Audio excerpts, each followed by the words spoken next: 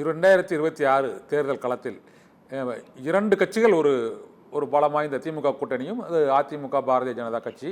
அந்த கூட்டணியில் ஏற்கனவே இருக்கக்கூடிய பாட்டாளி மக்கள் கட்சி, தேமுதிக உள்ளிட்ட கட்சிகளும் ஒருங்கிணைந்தான் தேர்தலை சந்திக்கப் போகின்றன. இந்த இரண்டு பெரிய கட்சிகளுக்கிடையே கடுமையான போட்டி என்று பொதுவான உங்களை போன்ற ஒரு அரசியல் அனுபவம் மிக்கவர்கள், பல்வேறு தேர்தல்களை கண்டவர்கள் கூறுகிறார்கள். ஆனால் இப்போது நடிகர் விஜயின் இந்த தமிழக வெற்றி கழகம் ஒரு மக்களை சந்திக்க வேண்டும், அவர்கள் அந்த அரசியலில் அனுபவம் இல்லைன்னு சொன்னீங்க. ஆனால் ஒரு பூத் கமிட்டி மீட்டிங் இப்போ கோவையில் அவங்க போட்டாங்க.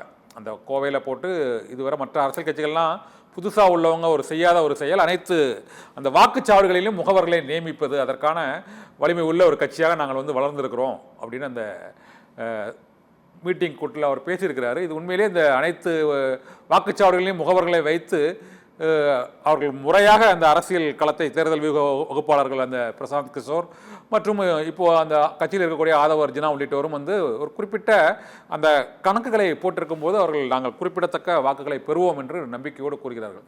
நீங்கள் எப்படி பார்க்குறீங்க? ஆதவ அர்ஜுனா பேரெல்லாம் நீங்க எடுக்கவே வேண்டாம். ஒரு பெரிய அரசியல் ஞானி அவரு வியாபாரிங்க.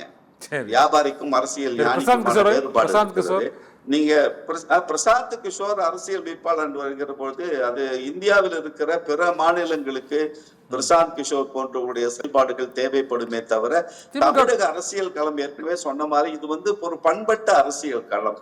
நீங்க ஒரே ஒரு செய்தி சொல்லுவாங்க, ஆன்மீக பூமி, ஆன்மீகத்தை பெரிதாக எடுக்கிற பூமியாக எது இருந்தாலும் தத்துவங்கள் வருகிற பொழுது பெரியாருடைய தத்துவங்களை ஏற்றுக்கொண்டு மக்கள் நிற்பார்கள். காலையில சாமிக்கு கோயிலுக்கு போய் சாமி கும்பிட்டு வர்றான், வெளியில பெரியார் சிலைக்கு எவனா அவபரியை பண்ணா அந்த இடத்துல போராட்டம் பண்ணுவான். இதுதான் ஒரு பண்பட்ட அரசியல் பாதை தமிழகம்.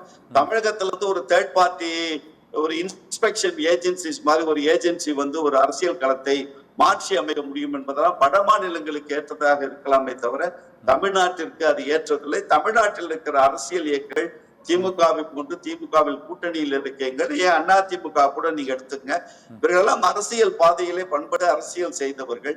அதனால அவங்களுக்கு பிரசாந்த் கிஷோர் மாதிரி ஆட்களோட உதவி எல்லாம் தமிழ்நாட்டில் இருக்கிற எந்த இயக்கத்திற்குமே தேவைப்படாது. கடந்த முறை திமுக வந்தார் சார், கடந்த முறை திமுக அவர் தான் தேர்தல் வகுப்பாளராக இருந்தார். பண்பட்ட அரசியல் வகுப்பாளராக வந்தாங்க. இல்ல அது எப்படின்னு கேட்டா ஒட்டுமொத்தமாக மக்கள் மனதை மாற்றுகிறது. நீங்க பீகார் தேர்தல் களங்கள், மற்ற ராஜஸ்தான் தேர்தல் களங்களுடைய பிரசாந்த் கிஷோர் டீமோட ஒர்க் எப்படி இருக்குன்னு கேட்டீங்கன்னா ரெண்டு வகையா பிரிக்கலாம். ஒண்ணு அட்மினிஸ்ட்ரேஷன் வகையில தேர்தல் நகர்வுகள் என்பதற்கும் மக்கள் மனதிலே ஒரு மாற்றத்தை ஏற்படுத்துவது என்பதற்குமான இரண்டு நிலைப்பாடுகள்ல தான் பிரசாந்த் கிஷோர் ஒர்க் பண்ண முடியும். இந்த இரண்டு நிலைப்பாடுகளும் வட மாநிலங்களில் இருக்கிற அந்த மாநிலங்களுக்கு தேவை. தமிழகத்தை பொறுத்தவரை மக்கள் மனதை மாற்றுவதற்கான அரசியல் நிலைப்பாட்டை பிரசாந்த் கிஷோர் செய்துவிட முடியாது. ஆனால் நிர்வாக ரீதியிலான ஒரு அமைப்பை, அந்த தேர்தல் அட்மினிஸ்ட்ரேஷன் சொல்லுவாங்கல்ல, அந்த அமைப்பு ரீதியாக அந்த அமைப்பை பலப்படுத்துவதற்கான பணிகள் என்பது பொதுவாக எல்லா கார்பரேட் இண்டஸ்ட்ரீஸ்ல இருக்கிற மாதிரி அது கூட தேவைப்படலாம். என்னை பொறுத்தவரையில் அது கூட தமிழகத்தை கரத்திற்கு தேவைப்படும்.